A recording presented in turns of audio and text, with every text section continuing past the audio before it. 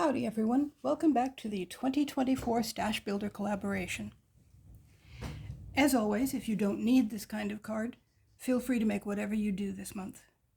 But this is birthday cards, and I think we all need birthday cards. Even I, who prefer to make individual cards for individual people, sometimes find that the mojo just isn't there, or I'm sick, or too busy.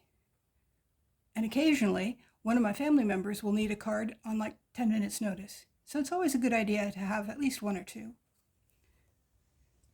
This is the direction we're heading this month.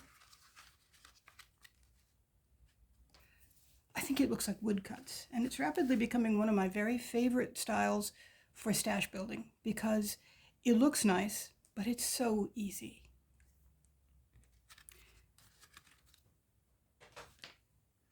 Now, I figured that any of us who are doing anything with die cuts knows how to cut a mat. So I left that part I did that part ahead, lest I end up with a 45-minute video with nothing very much but grinding. The next step, is direct-to-paper ink blending. This is scattered straw. If you're good at ink blending, you certainly are welcome to do that. I'm finding I just really don't have the patience. So I just go straight to paper unless there's some really good reason. Now, next up, you need an embossing folder. The important part about this is you have to figure out which part is going to press the design into the paper. There's the raised part. So that's going to cause us to have a debossed design.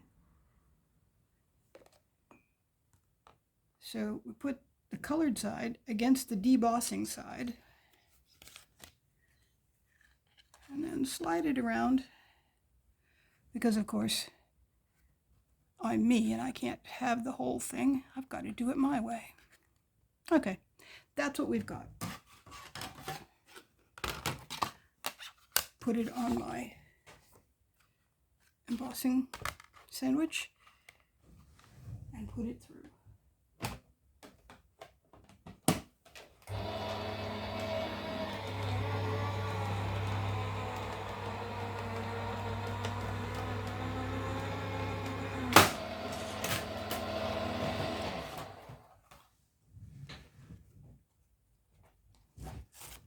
And there we go. Doesn't look like much yet, does it? This is where the magic happens. Direct to paper, and this is vintage photo, which I seem to have masked at some point for some reason. Don't want to do that directly on the mat. That would be a good way to end up with a mess.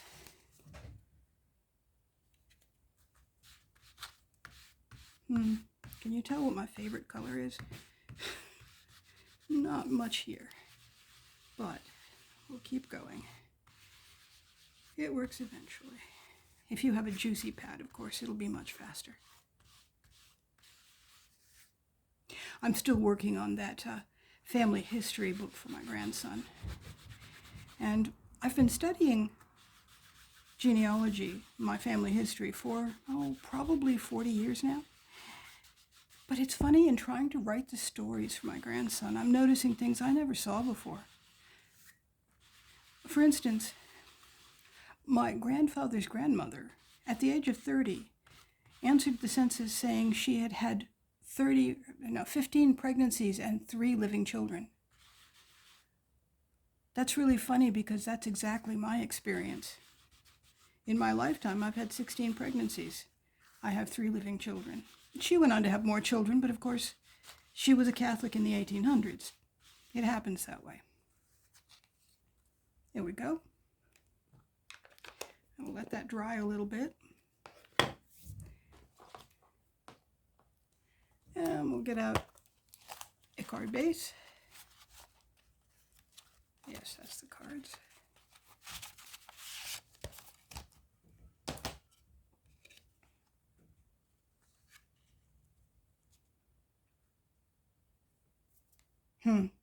Looking at this, I think it needs a little bit more. I'll be right back.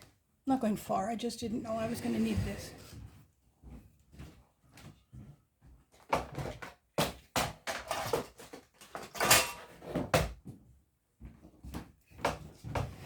One of the joys of working in the dining room is can't have everything out at once. But I am of the opinion that everything benefits by a little gold. So we're going to put some gold leaf on this.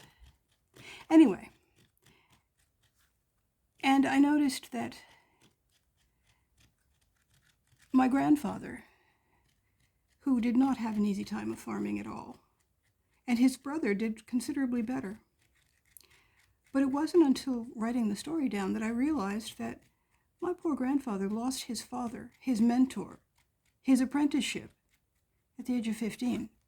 His brother was 21 and had its significantly longer apprenticeship. Well, that takes the surprise out of it, doesn't it? It's not that Grandpa didn't know. And then, because he was only 15 when he took over the farm, his mother and his mother and his grandmother decided that he was too young to be making such decisions, and for the rest of their lives, until he was in his 50s, they made all of the decisions. Well, yeah, poor Grandpa. It wasn't his decisions that kept the farm running on century-old habits. But anyway, if you look into family history, I really recommend writing down the stories because you'll notice things you never saw before.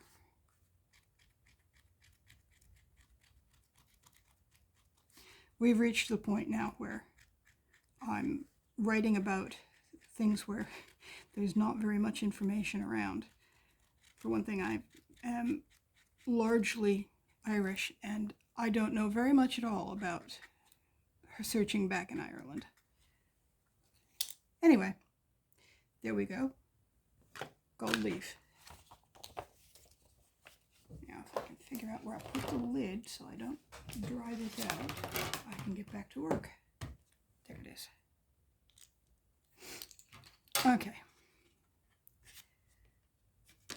We'll flip this over and glue it to the card base. We've got COVID running around the household at the moment. At least, I'm pretty sure it's COVID because my daughter-in-law has been complaining about everything tasting and smelling funny for 3 or 4 days now. And that poor child is so sick. Rodney and I are dosing up on healing herbs, even though we aren't showing any signs of being sick just yet. But with both my son and my daughter-in-law being out in the public, working and going to school, I think it was pretty much inevitable. So we probably should have started dosing up as soon as they went off to a wedding. And of course, I went this week to try to get a COVID test and was told, no, you can't have one. You're too young. Too young? It's been a long time since anybody accused me of being too young for anything.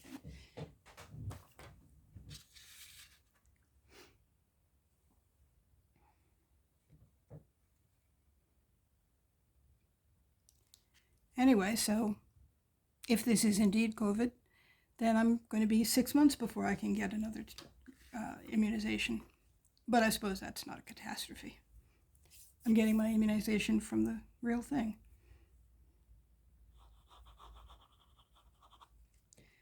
And I am using Paper Rose's pre-printed greetings because, well, that's faster.